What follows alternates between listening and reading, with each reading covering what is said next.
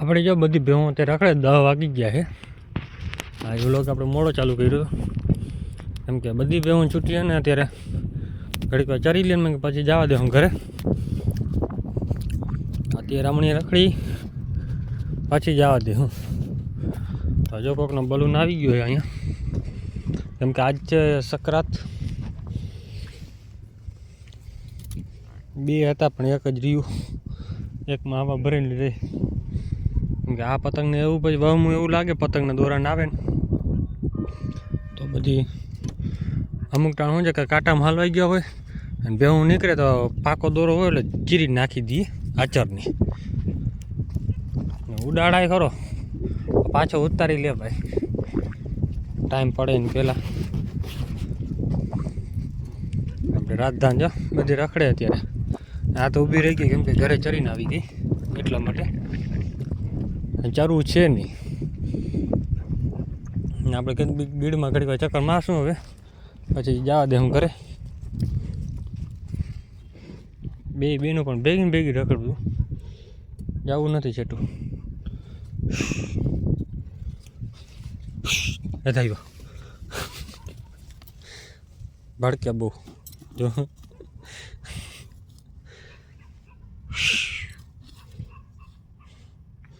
આપણે મજા આવે એના કેમ કે હવે બલૂનમાં હવા નથી રહી, નકર તો બલૂન હજી ઉડે. ઉડતા આવ્યા તો હે કોકને તું બી આવું ચાલે.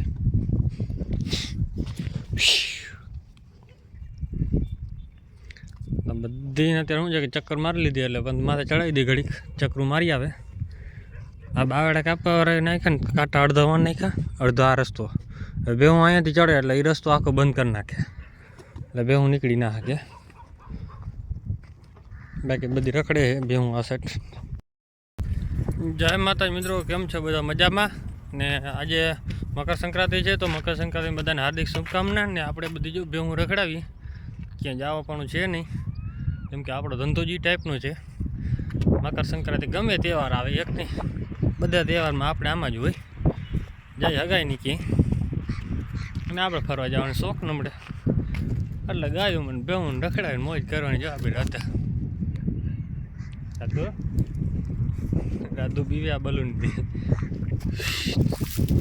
જો બલૂનથી બીવે ને અત્યારે રખડાવી બધીને હમણી ઘડીક વાર રખડીને પછી જવા દઉં ઘરે.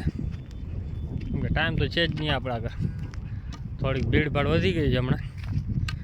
કેમ કે સાફ સફાઈ કરવાનું છે બધું, ડૂચો નાખવું પડે પાછું નવું. ખાતર નહોતું બધું નાખી દે ને તો પછી ખાતર વહેલેરું વેચાઈ જાય તો ઉકેડો ખાલી થાય. વારી પછી ઉનાળે પછી આપણે બીજું ખેંચવાનું આવશે ડૂચાનું. 15-20 દીનું હોય પણ દોડ પર વધારે હોય કેમ કે ધાણાને ભૂકોને આપણે ભેગું કરી દર વખતે જ. ચણાને ખાર્યું જે પુતરિયા ઘઉં આવે છે એનો પરાર પણ આપણે ભેગો કરી લે ભેહું ખવડાવવા માટે. જોકે આ વખતે કરી લેવું, 2 વર્ષથી તો આપણે ટાઈમ જડતો નહોતો કેમ કે ટ્રેક્ટર ઘરની રહીને એટલે પછી ધાણાને ભૂકોને વધારે સ્ટોક કરી લઈએ તો પછી આમાં આનો ટાઈમ જડે નહીં. અને આ પછી ધાણાને ભૂકાવાળા ઉતામરા બહુ. આ વખતે પહેલાં જ કરશું ભેગું, કાં પછી ટ્રેક્ટર તો છે જ આપણે ચીપિયો રાખશું, ચીપિયાથી ભેગો કરી બધો ઢગલો કરી નાખાય એટલે ગાય ઘા થઈ જાય ભરવામાં હેલું. સવારે ઠારબંધુ વહેલું ભરી લે એટલે ગાય વાંધો ના આવે. એટલે થોડીક એ પણ ભીડ છે હમણાં કેમ કે હવે 1.5 મહિનો રહ્યો છે એની. 1.5 મહિના પછી એ પણ કાઢવાનું ચાલુ થાય અને આપણે પાછી દોડપટ વધી જાય વળી થોડાક દી છે બધી. કેમ કે ગાય પછી 4થા 5મામાં વારી 2 મેમ્બર આવવાના છે આપણા નવા. અને એક કાલ પરમદીમાં તમને હું મેમ્બર દેખાડીશ કે આપણે ગાય લેવા જવાના છે. એક મફતની જ છે અને તમે જોયેલી હશે પણ જોકે હવે વિયામાં માટે થઈ ગઈ છે ને હવે આપણે પકડી રાખવાની છે ઘરે જઈને બાંધી દેવાની. કેમ કે હવે બારે આમ જાય ને તો થોડીક એને વચમાં બીમાર પડી ગઈ હતી લાગે એવું. હજી 2 દીધું બીમાર છે, ચરવા નથી જતી, ભાગી જાય છે અને આપણા ઘરે હમણાં આવતી જ છે નહીં. અને વાંધો શું પડ્યો છે કે ઘરે આવતી હતી ને તો એને જીવડા પડ્યા હતા, આપણે દવા કરી હતી એમાં. કેમ કે માતાજી યાદ આવે આપણે તો કે કાંઈ ખાઈને તો નથી જવાની પણ હવે થોડીક સેવા કરાય, બીજું કંઈ ન થાય તો સેવા કરતા હતા ને એમાં દવા કરી હતી થોડીક તો બી ગઈ છે, તે દિન ઘરે આવતી નથી, હવે ભાગી જાય છે. રાતે આવે, રાતે આખી બેઠી રહે ને સવારે વહેલી ભાગી જાય. 6 વાગે ને એટલે ભાગી નીકળે ઘરેથી કે વળી પકડી મારશે. મારવાની નથી, પણ આપણે શું જોઈએ ઓલી દવા નાખતા હતા ને 2-4 દી દવા નાખી હતી તો એમાં દવા થોડીક શું જીવડાની દવા હતી એટલે થોડીક તો વહમું લાગે જ, એના હિસાબે ભાગી જાય છે ઘરેથી. તો આજે રાતે આવે એટલે પકડીને બાંધી દઉં હું. હવે તમને કાલના વ્લોગમાં હું તમને દેખાડી દઈશ કે આપણો ન્યૂ મેમ્બર કોણ છે ને એ પણ 20-25 દી ગાઢશે વિવાહોમાં, તો પકડી રાખશું આપણે. બીજું શું થાય, રેડી મુકાય નહીં, કેમ કે થોડીક તો આપણે પણ નુકસાન બહુ મોટી કરી ગઈ હતી ગાય. એ ગાયને એક બીજી 2 ગાયો હતી તો નુકસાની તો કરી ગઈ છે. એ પહેલાંથી જોતા હશે એને ખબર હશે કે આપણે ચોમાસું શરૂઆત થઈ જ હતી તેથી જ આપણે 2 મોટા નુકસાન આવ્યા હતા હાથમાં. તો કે ગોરીએ ગાભ નાખ્યો હતો પણ એ એમને નહોતો નાખ્યો, ડૂચાના હિસાબે ન નાખે. એને ગાયને પડખામાં માર્યું હતું આપણે જે આવવારો ભાગ કહે ને એના ઉપર પેટનો. રાતે હે ને 2-3 ગાયો ભેગી થઈને માર્યું હતું એને, તો એના હિસાબે હે ને ગાભ નાખી દીધું હતું. તો કે આ એમાં ઘણા કહેતા ભાઈ બાજરો ન ખવડાવાય, તો આપણે એમાં બાજરાનું કાંઈ ન હોય ભાઈ, બાજરો તમારે દર વખતે માલ ખાતો જ હોય, કરમમાં ના હોય ને તો થાય. તો આપણી હે ને બધી ભેહું જો અત્યારે ચરે છે ઘરે નાખી દીધો એટલે બધી એમાં ભૂકો ને અહીંયા ખાર્યો તો 2 ચરે ને બાજે ને ખાય. આ એક અમારી ગાયોને ક્યાં રહેવા ના દઈએ, ગાયોને ગમે બાજુ નાખે અહીંયા ભેહુંને કીડો કે ગાયું ખાવી ના જોઈએ, અહીંયા માથે જ ઊભી રહી હાવ. ઓલી ભાગી ગઈ જો ખાવા, જો જો જો જો જો પાડો બધે મારીને ખાય.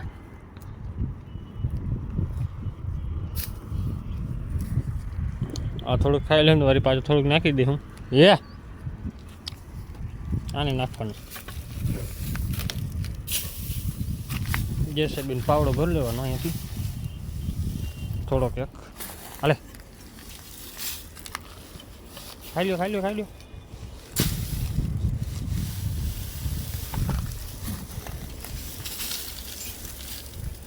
થોડોક ઉડાડી દે ને થોડું ખાઈ લઈએ. આપણી ભેં થોડીક રિકવર થઈ ગઈ છે. હવે એક છે કે થોડું દવાનું રહે ને તો એને ખાણ બાણ કંઈક ભાવે ને કર પછી હું જામી જાય દૂધ અંદર. જો કે ગરવાળું પાણી કંઈ પીતી નથી, મેઇન પ્રોબ્લેમ એ પડી જાય.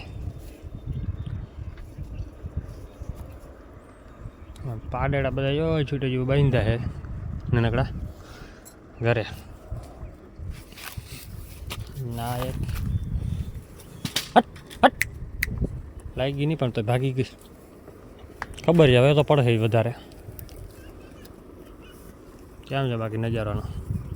આ ઉકેડો આવી જાય અહીંયા આ સાઈડ વાળો પાકડાનો વાળો આ વખતે ને ટૂંકો કરી નાખ્યો કેમ કે પૂરમાં તણાઈ ગયો ને કે આપણે આ તો અહીંયા સુધી આમ હતું, આ રેકડી પડી ત્યાં જ લઈને છે ઓલો વરલાગર થઈને આમને બાવડે હતો. આમને આટલો ભાગ ખૂણો કાઢી નાખ્યો કેમ કે પછી ઉકેડો રહે ને ખાતર ભેગું થાય નહીં.